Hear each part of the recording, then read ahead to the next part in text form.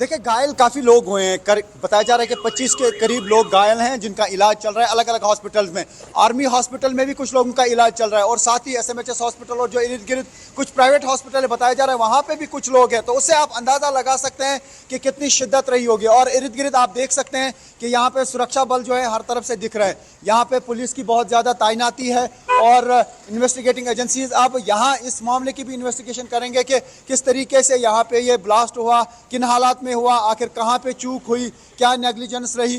तो ये हम देख पा रहे हैं यहाँ पे एक्शन बहुत ज़्यादा है, यहाँ पे अफरा तफरी बहुत ज़्यादा है इर्द गिर्द, क्योंकि जो यहाँ पे पुलिस स्टेशन इस वक्त सुर्खियों में था और पुलिस स्टेशन की सराहना यानी पुलिस स्टेशन में जो अमला है उनकी सराहना लोग कर रहे थे।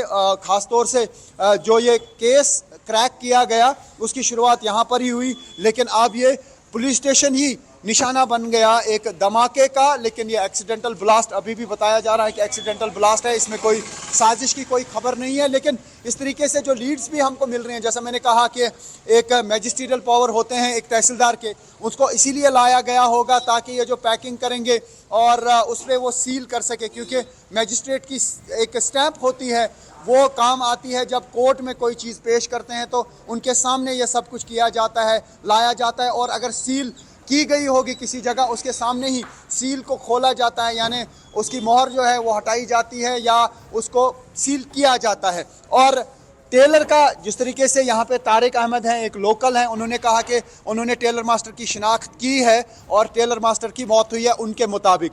तो उसका मतलब है कि टेलर मास्टर को इसीलिए लाया गया होता ताकि वो बैग वगैरह बना सकें, सी सकें, ताकि उनको उस एक्सप्लोसिव मटेरियल को पैक किया जाए और अगर कल को कोर्ट में पेश करना पड़े तो उसी पैकिंग के साथ उसको पेश किया जाए या उसी स्टैंप के साथ जो मैजिस्ट्रेट ने डाली होगी। तो ऐसे में हमको लग रहा है कि यहाँ पर ज़रूर जो है चूक हुई है और यहाँ पे साजिश का कोई एंगल अभी तक नहीं दिख रहा है। डीजीपी यहाँ पे खुद आए, आईजीपी यहाँ पे खुद आए, एसएसपी श्रीनगर के खुद आए, तो फिलहाल उस पुलिस स्टेशन में ये धमाका हुआ है। लेकिन ये भी अभी जांच का विषय है, इसको लेकर भी कुछ पुख्ता अभी नहीं कहा जा सकता कि वाकई एक दुर्घटना थी या फिर कोई बड़ी साजिश थी जिसकी वजह से इसी थाने को खासतौर पर टारगेट किया गया। नौगाम का वो थाना जो दिल्ली ब्लास्ट से भी जुड़ा हुआ है, क्योंकि यहीं पर पहली FIR दर्ज हुई। FIR दर्ज होने के बाद मौलवी को गिरफ्तार किया गया। जो पोस्टर्स मौलवी के घर में लगे हुए थे जैश से जुड़े हुए वो यहां पर लाए गए और ऐसे में सारे फिजिकल एविडेंस मौजूद थे। लेकिन क्या इसी जांच के दौरान जब ये अमोनियम नाइट्रेट की जांच वहां पर चल रही थी तो ये सारे फिजिकल एविडेंस और बाकी भी वहां पर मौजूद थे या फिर नहीं, ये भी एक सवाल है। लेकिन ब्लास्ट हुआ कैसे, सबसे बड़ा सवाल यहीं पर है। लेकिन देखिए और लोगों का वहां पर क्या कहना है और रिपोर्ट जो वहां से सामने आई है वो आप देखिए।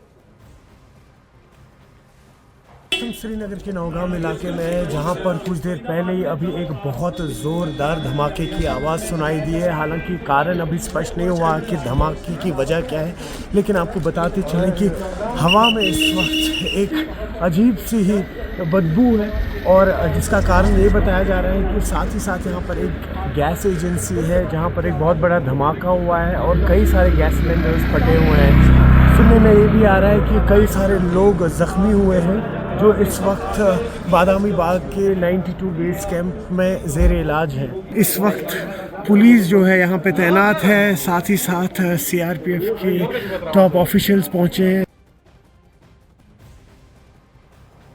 और ये 5 तस्वीरें इस वक्त इस ब्लास्ट से जुड़ी हुई आप देखिए। रात के 11:20 का वो समय था जब ये बड़ा ब्लास्ट वहां पर हुआ। लोगों को समझ नहीं आया कि आखिर क्या हुआ, क्योंकि 600 मीटर दूर तक भी इस धमाके की आवाजें सुनाई गई। इसके अलावा लोगों के घर की दीवारें चटकी हैं, उनके घर के शीशे चिटके हैं, टाइल्स फट गई हैं।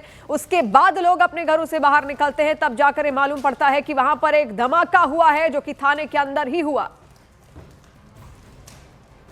हम भी नौगाम इलाके में और यहीं पे अभी कुछ समय पहले एक जोरदार धमाका हुआ जिसकी वजह से पूरा नौगाम पुलिस स्टेशन जो है ज़मीन बोस हो गया है और तमाम मकान जो यहाँ पे हैं वो भी डैमेज हो चुके हैं। मैं अपने विजय से कहूँगा वो को बाहर की तस्वीर दिखाई। ये नौगाम पुलिस स्टेशन है जो आपको अपनी स्क्रीन पर दिख रहा है, जो कि अब पूरा ख़त्म हुआ दिख रहा है आपको। बाहर फायर सर्विस एम्बुलेंसेज लगातार इंजर्ड और कैजुअल्टीज़ को जो है ले जा रही है और लगातार ये प्रयास किया जा रहा है कि जो भी ज़ख्मी है उनको बाहर लिया जाए या जो भी जिनकी भी इनमें मृत्यु हुई उनको ये एक्सक्लूसिव रिपोर्ट जो है हम नौगाम मीडिया से आपको भेज रहे हैं और ये लगातार जो है प्रक्रिया जारी है जिसमें सुरक्षा बल लगातार ये प्रयास कर रहे हैं कि यहाँ पे जो भी जख्मी है उनको जल्द से अस्पताल लिया जाए। शायद वही एक्सप्लोजिव मटेरियल था जो कि ये टीम जो है लगातार अपनी तरफ से जमा कर रही थी